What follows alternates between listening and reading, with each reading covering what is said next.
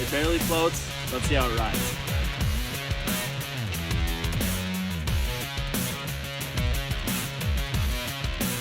Okay, well, why would anybody buy anything then if you could just build it out of Lego? It seems more fun, no? This is SportsCenter. Hey, I'm Marissa Bruton. We waited and waited and waited. Then it finally came. And the first Sunday of the NFL season lived up to the hype, especially in that 1 o'clock window where we had a trio of comebacks. Comebacks on a level that we haven't seen since week 1 of the 1979 season. Out of the Bills, Dolphins, and Bears, they all came back from 14 or more. The first time that's happened in week 1 in 45 years. But there's plenty to dive into from those games as we look at the week ahead, starting with the latest on Tyreek Hill. We also had the news yesterday morning. Hill was detained by Miami-Dade police for reportedly speeding on his way to the stadium, then was placed in handcuffs after a verbal altercation with the police. Well, he played in the game and lit up the Jags and even hit them with the arrest celebration after scoring. But then the story really started to unfold further, as the Miami-Dade Police Department released a statement saying that an internal affairs investigation had begun, and that one of the arresting officers was placed on administrative duties and will remain on there while the investigation is taking place. And we also learned today that Hill did receive 2 citations from the incident, one for careless driving and the other a seatbelt violation. So yeah, still plenty more to come from the story. One of the other big comebacks came in Orchard Park, where Josh Allen had a monster game against the Cards, leading the Bills back from 14 down to win. With so many questions about what the Bills' offense would be, this year without Stephon Diggs and Gabe Davis, Josh put the team on his back and carried them to a win with 4 total touchdowns, while also completing 78% of his passes. But it was on this touchdown that has Bills fans concerned, as Allen injured his non-throwing hand. He did, however, remain in the game, and after the Bills win, talking to CBS, he didn't seem too concerned about it. You know, you went down with kind of a left-hand injury. How are you feeling? We'll be all right. That was the most Josh Allen non-answer ever, but full answer. We'll be all right. Okay. Cool. Okay, cool.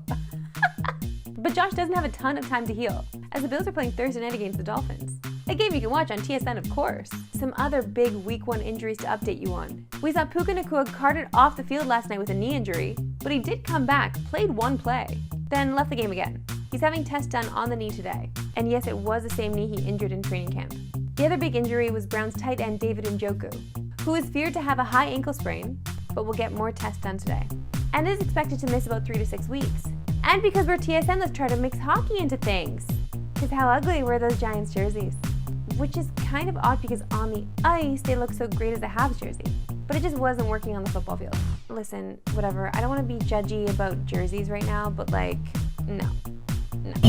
Sticking with football, and it's a huge one tonight, as Week 1 concludes with Monday Night Football. As the defending NFC champs, the 49ers host Aaron Rodgers and the Jets. The Jets find themselves in an unfamiliar place to start the season, as they have legit expectations. They're the favorites to win the AFC East at plus 150, and that line has actually moved down, and remains at plus 150 after the Bills and Dolphins both won Sunday. While the Jets still have to play a tough Niners team, they have one of the most talented rosters in the league, and managed to go 7-10 last year despite some of the worst quarterback play we've ever seen. But there's still some question marks with Rodgers.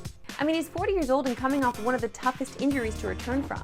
And it's not like he's lighting the world on fire the last time we saw him on the field in Green Bay. On the Niners side of things, there were 3 huge storylines all through camp, and that was Christian McCaffrey's injury, and the contracts of Brandon Ayuk and Trent Williams. Let's start with McCaffrey, who dealt with a calf injury all through camp.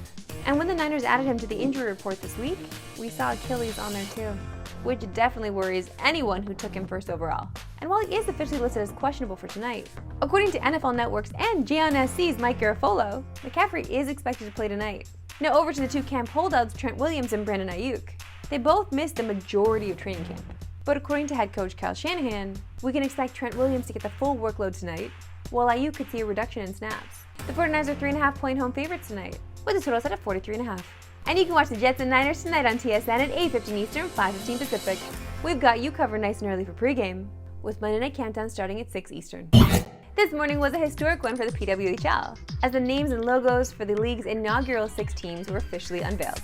So I'm going to list these off real quick here. We have the Boston Fleet, Minnesota Frost, Victoire de Montreal. I'm so sorry to every French-speaking Canadian, you know that I did that wrong. I tried my best. New York Sirens, Ottawa Charge, and Toronto Scepters. Don't worry, we're going to get into the logos in a second, but for now we're going to stick to names, and I definitely think Montreal took the cake. They win. They are Victoire. Is that right? Was that the right way to say it in French? Listen, it's always gonna be hard to hold on to something new, especially when all these team names are coming at you right off the hop. So I've seen a lot of discourse online about it already. Some people aren't feeling it. I just feel like it takes a moment to settle in. It's like you're going into a hot tub, okay? You gotta dip your toe in first. You can't jump in, at least I can't jump in. I need a moment to just live in it for a sec, okay? Now the expectation was that they would be the same names that were filed for trademark last year, but all 16 names were different. And each team has a meaning that ties in where the team plays, the sport we all love, and the fans. Now, as excited as we are for the names, we're more excited about the logos. And I gotta say, some of these I really love. The details are great, like the waves and the V for the Boston Fleet, as well as the V-shaped anchor. Montreal incorporated the fleur-de-lis, as well as wing-like shapes with burgundy, a nod to the goddess of victory. And the Montreal logo is so clean and crisp. I love something that will look amazing as a patch. Just think of getting this and putting it on a leather jacket or a jean jacket. Like it's so nice and the colors are just so royal. Ugh, I'm so jealous. I'm so jealous. Each team released an explainer for the inspiration behind their logos. And it's worth checking out if you haven't seen it already.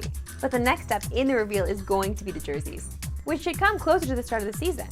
And I will say for the record that I did already get my season ticket for the Toronto Scepters, as we're calling them now, and I will be rocking that jersey behind the goal. You're gonna see me on camera, okay? Time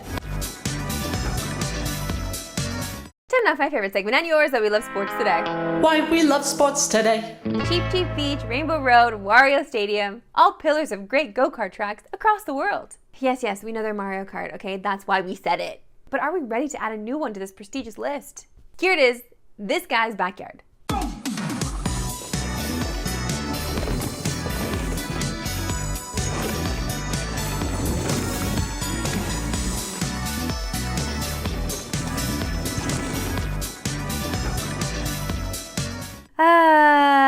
You know what would be nice? Being rich. Yo, we can all have our own go-kart tracks around our homes. Ugh.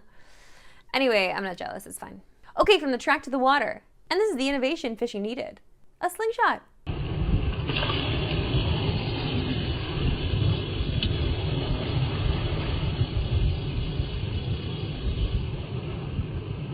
Now that guy can cast a line. That's it for me today. We'll see you back tomorrow at 3 Eastern. No Pacific!